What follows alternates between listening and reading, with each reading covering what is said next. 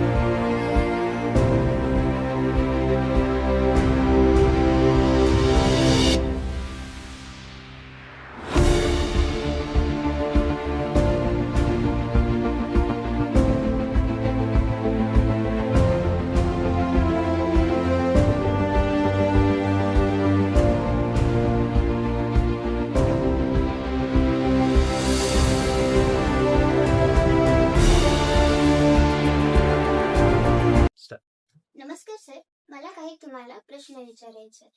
डाळ उद्योगासाठी तुम्ही काय काय बीज पेरलेले? ऍक्च्युली हा बिझनेस मी स्टार्ट केला नाही, माझ्या वडिलांनी माझ्या आजोबांनी स्टार्ट केलेला आहे. हे मेजरली वडिलांना हे उभारलंय, कारण की त्यांची जशी 10वी झाली, एपीएमसी न्यू मोंडामध्ये आमचं दुकान होतं. सगळं त्यांनी तिथं ट्रेडिंग वगैरे करत करत हळूहळू हे सगळं दाल मिलचा बिझनेस उभा केलाय आणि आम्ही सेकंड जनरेशन आहोत. आम्ही त्याला पुढे कंटिन्यू करतो. तुम्ही all over India export transport करतात? हो हो. ऑल इंडिया म्हणजे आपले मेजर स्टेशन हैदराबाद, वाशी, पुणे, विजयवाडा, चेन्नई असे स्टेशन आहेत. सर, जेव्हा तुम्ही डाळ गिरणी उत्पादन करतो त्या प्रक्रियेचे काही अनुभव शेअर करा.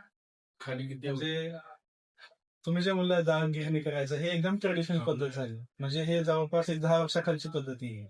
आता मशिनरी एवढी, टेक्नॉलॉजी एवढी ऍडव्हान्समेंट झालेली आहे की एकदम कमी माणसामध्ये जास्त प्रोडक्शन होतं आपलं.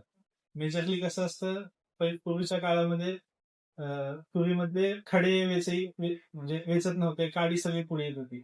आता कसं असतं, नवीन मशिनरी आल्याने सगळं काळी, कचरा, माती, खडे सगळं बाजूला होतं, मगच पुढे ते फायनल प्रोसेसिंगला होतं.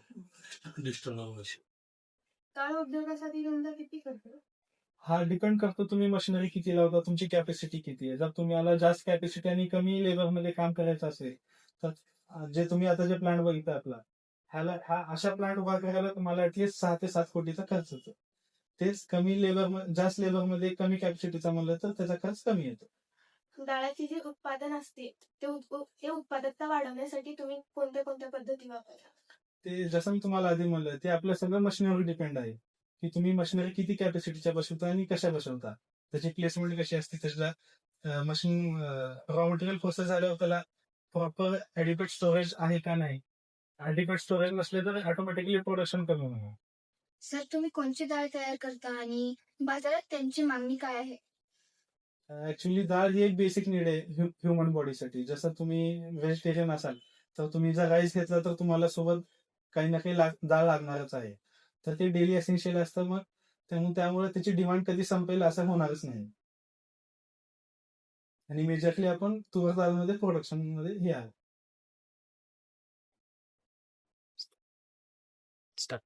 धन्यवाद सर, तुम्ही आम्हाला तुमचा मूल्यवान वेळ दिलात आणि या मिलबद्दल खूप सारी माहिती दिली, त्याबद्दल मी आपली खूप खूप आभारी आहे.